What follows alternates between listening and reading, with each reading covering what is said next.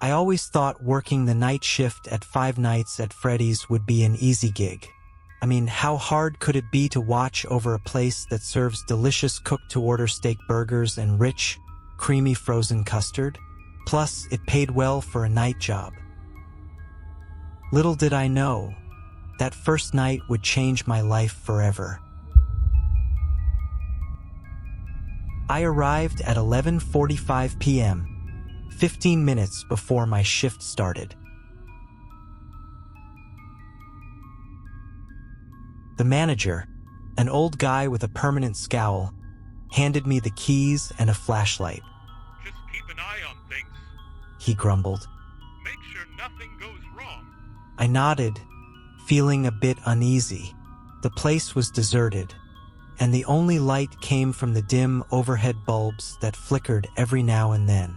The smell of grilled meat and sweet custard still lingered in the air, but there was something off about it, something unsettling. Midnight came, and I settled into the security office watching the cameras. The animatronics Freddy, Bonnie, Chica, and Foxy stood on the stage, motionless and eerie in the dark. I remembered coming here as a kid, loving the goofy mascots and the fun atmosphere. Now they just looked wrong. It wasn't long before things started to get weird. At 12:30, I heard a faint clattering noise coming from the kitchen. I checked the cameras, but nothing seemed out of place. Maybe it was just a rat, or so I hoped. Around 1 a.m., I saw it. Bonnie, the purple bunny animatronic, had moved. It was no longer on the stage. My heart pounded as I scanned the cameras, trying to locate it. There it was, standing in the hallway, staring directly at the camera with its lifeless eyes. Must be a glitch, I muttered, trying to calm myself, but deep down I knew it wasn't. Minutes felt like hours as I kept a close watch on the monitors.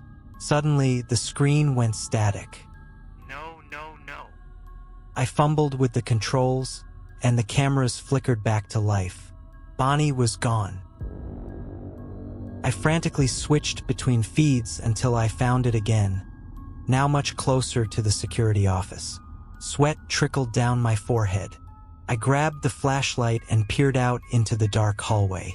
Nothing, just the faint hum of the lights and the distant buzz of the machinery in the kitchen. 2 a.m. The static returned, this time longer.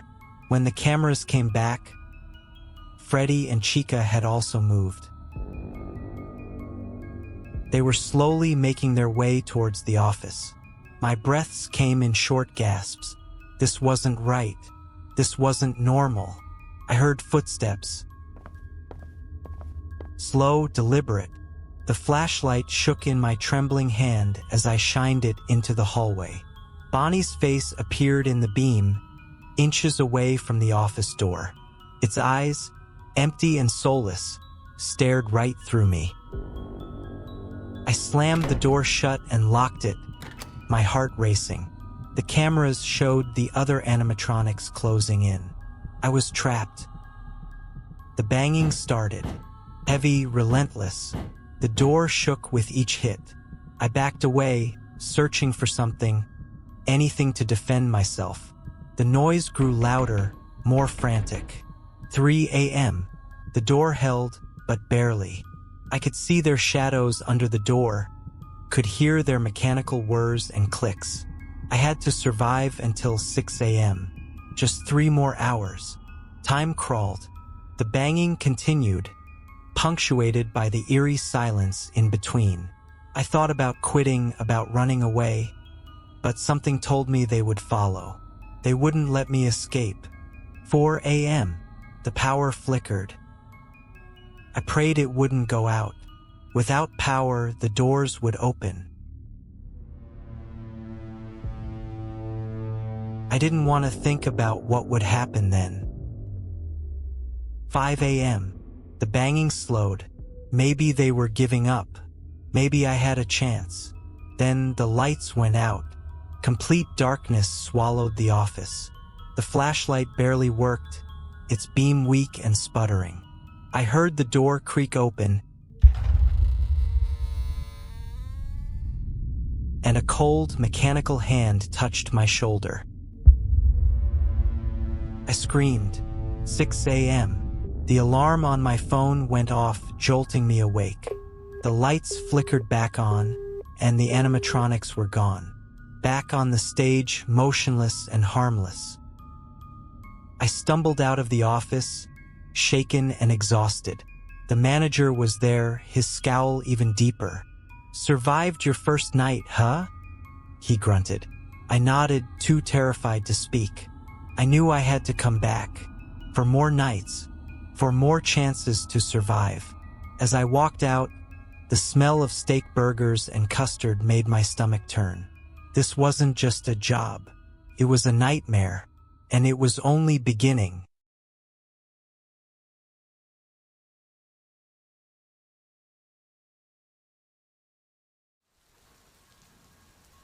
I almost didn't come back for the second night.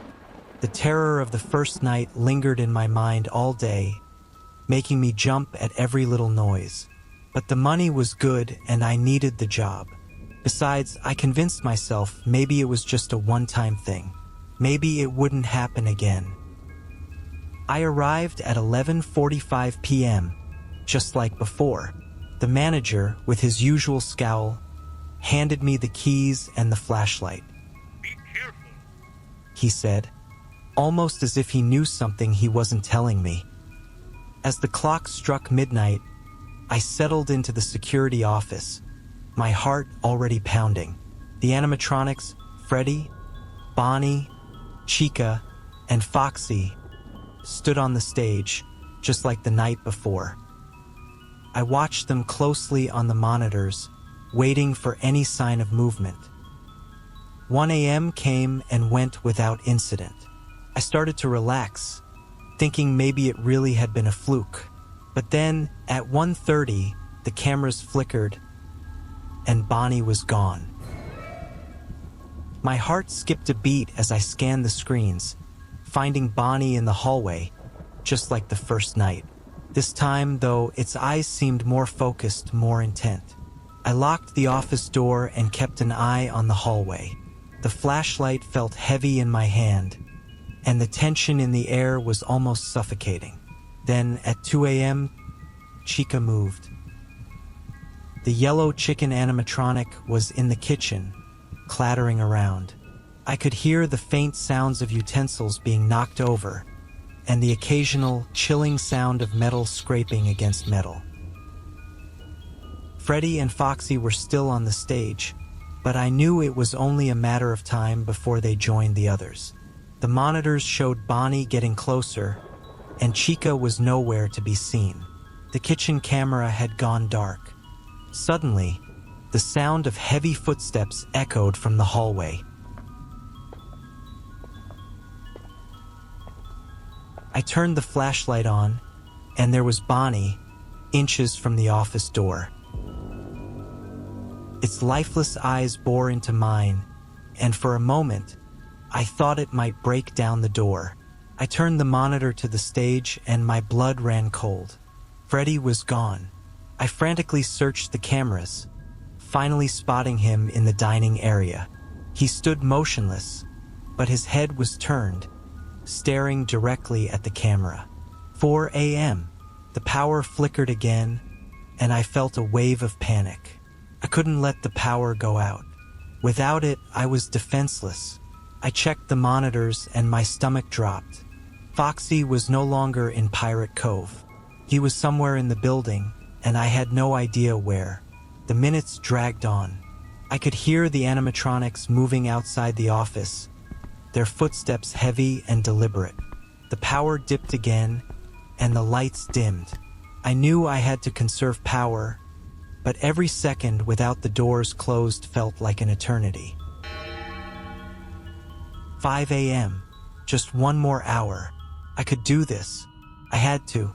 The banging on the door started again. More intense this time. Bonnie on one side, Chica on the other. The flashlight was almost dead, its beam barely illuminating the hallway. The power flickered one last time, and the monitors went dark. Complete silence. I held my breath, listening. Then, I heard it, the faint, haunting melody of Freddy's music box. It grew louder, closer. The door creaked open, and in the dim light, I saw Freddy standing in the doorway. His eyes, glowing with a sinister light, locked onto mine. I couldn't move, couldn't breathe. He stepped closer, and the last thing I saw before everything went black was his outstretched hand. 6 a.m. The alarm on my phone jolted me awake again. The lights were back on, and the animatronics were on the stage, as if nothing had happened. I stumbled out of the office, my body trembling. The manager was waiting. Tough night? Tough night? He asked, his scowl never changing. I nodded, too shaken to speak. I knew I had to come back. 3 more nights, 3 more chances to survive. As I walked out, the smell of steak burgers and custard turned my stomach again. This wasn't just a job. It was a nightmare, and it was far from over.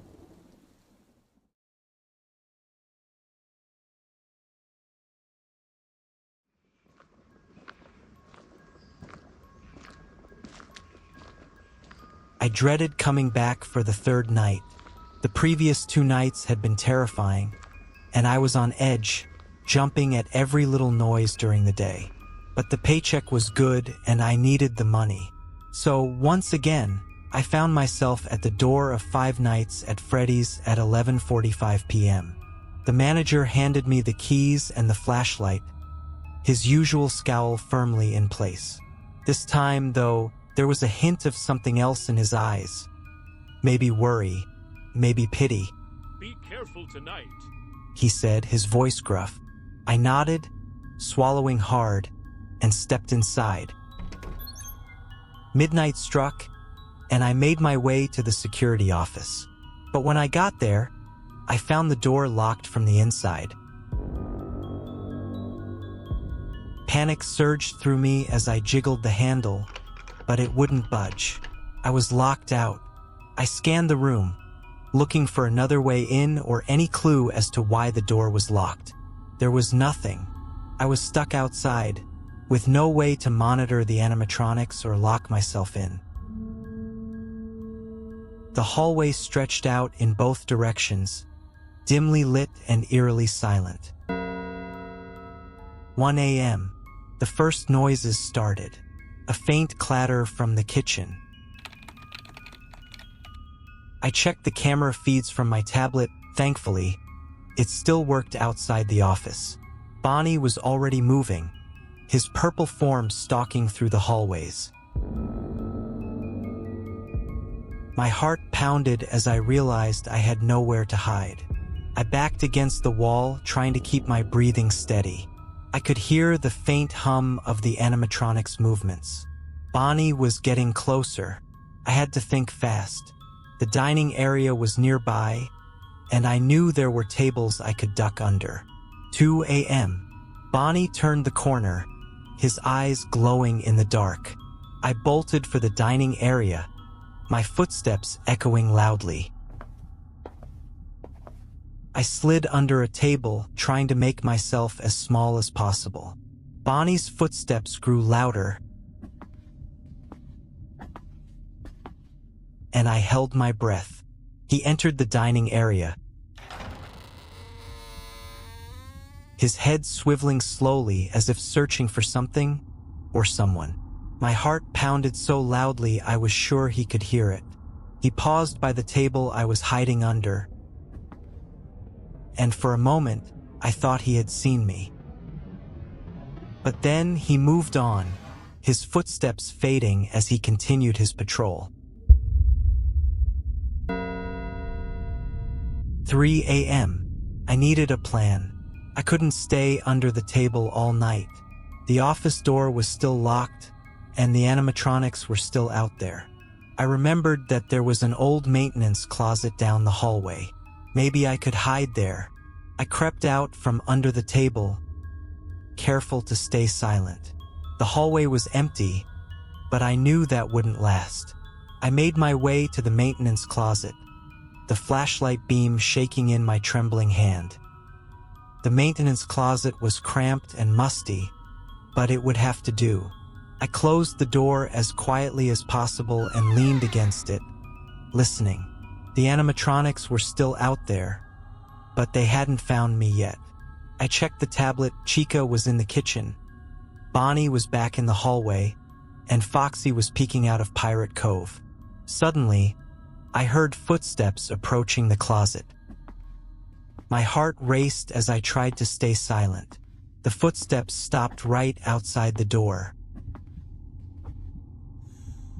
I held my breath, praying they wouldn't find me. The door handle rattled, and I almost screamed.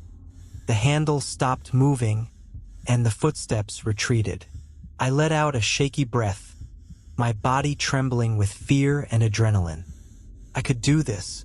I had to. The tablet showed that Freddy had moved. He was in the hallway now, his eyes glowing eerily in the darkness. I needed to stay hidden until 6 a.m. Couldn't let them find me. The minutes dragged on, each one feeling like an eternity. I could hear the animatronics moving around, searching. The tablet's battery was dying, and I was losing my only means of keeping track of them. The footsteps grew louder again. They were getting closer. My heart pounded in my chest as I pressed myself against the back of the closet. The door handle rattled once more, and then it stopped. Silence. 6 a.m. The alarm on my phone went off, and I nearly cried with relief. The lights flickered back on, and the footsteps stopped. I waited a few minutes to be sure, then slowly opened the closet door. The animatronics were back on the stage, motionless and harmless. I stumbled out of the closet, my body shaking with exhaustion and fear. The manager was waiting, his scowl even deeper. Another tough night? He asked, his voice gruff. I nodded, too shaken to speak. I knew I had to come back. 2 more nights, 2 more chances to survive.